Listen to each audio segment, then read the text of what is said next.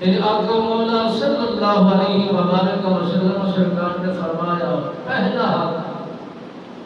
شفاعت کا میری گھرانے کا ہے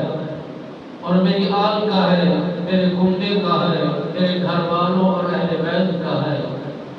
میرے نبی رحمت سرکار نے فرمایا سب سے پہلے انہی کے حق میں رحمت للعالمین دعا فرمانے والا ہوں اور ان کے حق میں دعا قبول کرانے والا محمد عربی ہوں۔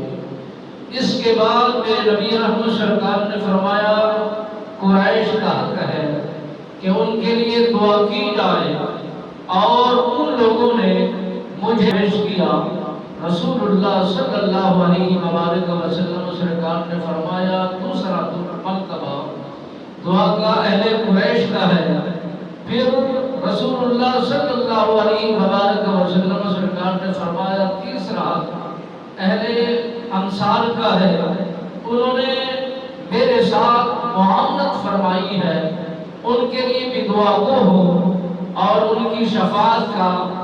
میرے پاس حق حاصل ہے کہ رسول اکرم نور مجسم رحمت دو عالم صلی اللہ علیہ وسلم سرکار کی دربار گوہربار کے اندر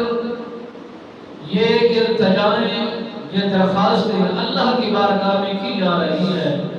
چوتھا حق میرے نبی سرکار نے فرمایا اہل یمن کا ہے کہ انہوں نے اسلام میں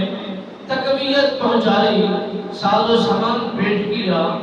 اپنی آپ کی قربانیاں